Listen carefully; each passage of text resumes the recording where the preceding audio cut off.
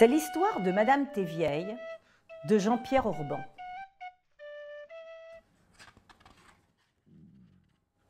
C'est par hasard qu'il l'a rencontrée. Il rentrait chez lui sur son skate, comme presque tous les jours depuis quelque temps. Elle était assise sur le banc dans la descente de la rue Gamon. Comme presque tous les jours depuis quelque temps, mais jamais avant il ne l'avait remarqué.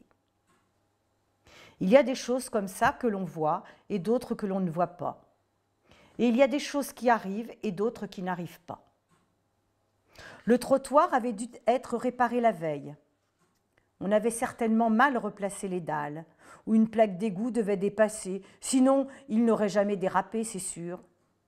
Il est tombé sur son derrière et le skate a continué tout seul.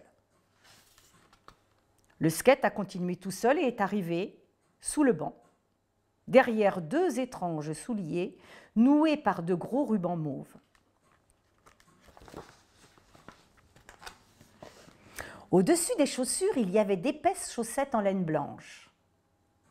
Au-dessus des chaussettes, une jupe à fleurs. Au-dessus de la jupe à fleurs, une veste à carreaux et un immense nœud rose.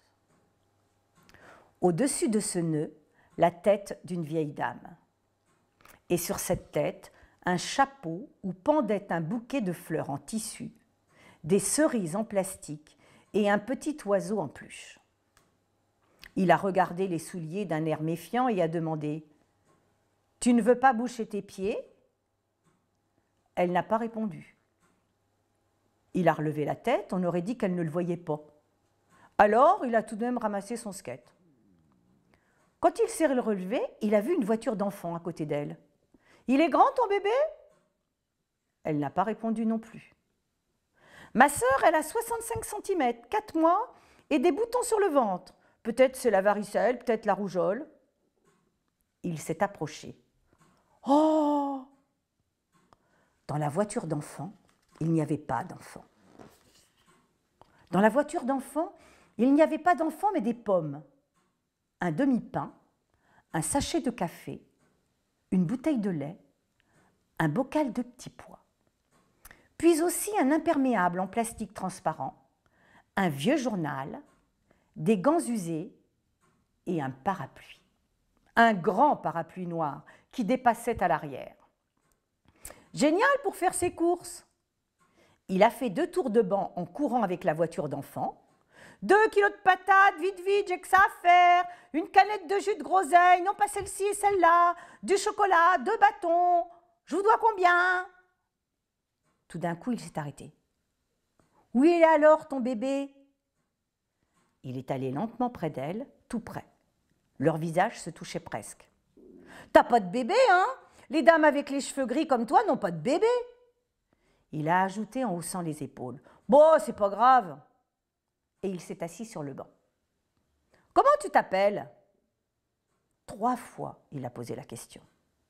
À la 3e, elle a quand même dit Milly.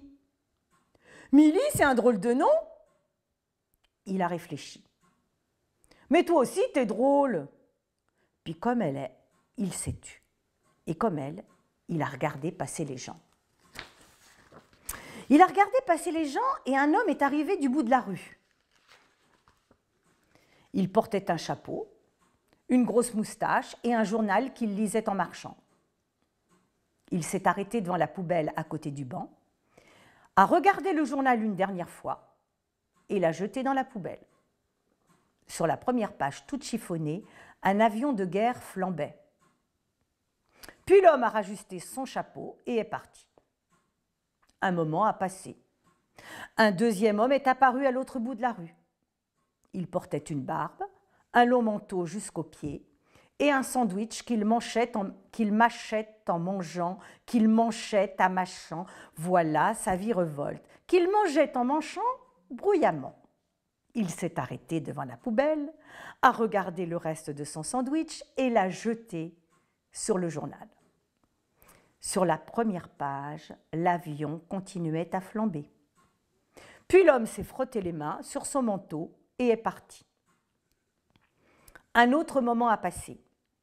Et après lui, d'autres moments et d'autres hommes qui ont rempli la poubelle. Enfin, un dernier homme est venu du trottoir d'en face. Il portait des cheveux longs, une double boucle d'oreille et un rat blanc qu'il tenait sur l'épaule en souriant. Il s'est arrêté devant la poubelle, a jeté tous les détritus par terre, a pris le sandwich et l'a donné à son rat. Au sol, sur la première page du journal, l'avion n'arrêtait pas de flamber. Puis l'homme a lissé ses cheveux et est parti. Alors, Milly a fait une grimace. « C'est dégoûtant !» Elle a grommelé. « Les gens sont sales, les gens sont fous. » Et lui est resté là sans pouvoir dire un mot. Il est resté là sans pouvoir dire un mot et a continué à regarder. Sur sa gauche, un chien s'est approché en reniflant le bas des maisons. Il portait un collier, une petite clochette et une tache brune sur le derrière. Il s'est arrêté devant la poubelle, l'a flairé longuement. Ensuite, il a tourné 3 fois sur lui-même et a fait une grosse crotte sur le trottoir. Puis le chien a remué le derrière et est parti en trottinant. Il a relevé la tête.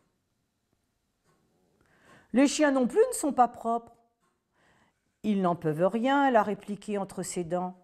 « Il faudrait inventer des chiens sans crotte. Comme ça, il a ajouté, ils pourraient se balader partout. »« Ils se feraient écraser, » elle a grogné. « Alors il faut des rues sans auto. » Il a imaginé des rues sans auto, sans moto, sans camion, sans voiture de police, sans autobus. Mais s'il n'y a plus d'autobus, plus besoin d'arrêt d'autobus.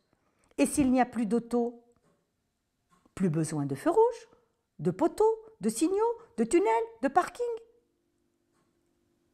Et même s'il n'y a plus d'auto, plus besoin de rues et plus besoin de trottoirs. Il s'est levé sur le banc et a crié « On mettrait des parcs à la place et tu pourrais t'asseoir là, au milieu de la rue. » Puis il a réfléchi et s'est rassis. « Mais les gens jetteraient alors leurs papiers au milieu du parc ?»« Sûr, » a-t-elle confirmé. « C'est pas simple, a-t-il dit. »« Pas simple, a-t-elle répété. »« Pas simple, a-t-elle répété. » Et elle s'en est allée. Elle a pris la voiture d'enfant, a descendu le trottoir et a commencé à traverser la rue. « Et qu'est-ce que tu fais ?» Mais elle n'a pas répondu. « Tu peux pas partir comme ça, on n'a pas fini de parler. » Elle ne s'est même pas retournée. Alors, il est devenu soudain très triste et s'est fâché. « T'es pas gentille, tu ne dis rien, t'es mal habillée ?» Puis il a hurlé. « T'es vieille !» Il a hurlé. « T'es vieille !» Et au même instant, il a vu arriver l'auto. « Milly !» L'auto a freiné. « Milly !» Milly est tombée. « Milly !» La voiture d'enfant s'est renversée. « Milly !» La bouteille de lait s'est cassée. Les pommes se sont écrasées. Les petits pois ont roulé. Le grand parapluie noir a glissé. « Milly !» Et il a couru vers elle. Il a couru vers elle et l'a aidée à se relever. Il a jeté la bouteille cassée, les pommes écrasées dans la poubelle. Il a redressé la voiture d'enfant et a ramassé le pain, le café et les gants. Puis il lui a donné le parapluie et a poussé la voiture. « Tu vois, a-t-il dit qu'il faut des parcs à la place des rues ?» Elle n'a rien répondu, mais elle a posé le bras sur son épaule. De l'autre, elle s'est appuyée sur son parapluie et ainsi, ils ont marché lentement sur le trottoir d'en face, vers sa maison à elle. « C'est quoi ton nom ?» elle a demandé plus loin, tandis que le ciel s'obscurcissait. « Frédéric Rossi, et toi? C'est Milly comment? Il s'appelle comment ton père ?» Mais il s'est interrompu. « Non, non, les dames comme toi n'ont pas de père. » Et elle a continué. « Et pas de bébé ?» Puis elle a ajouté. « Tu sais, pour les crottes de chien, on va peut-être trouver une solution. » Dans le ciel, les nuages se pressaient et les lumières de la ville commençaient à s'allumer.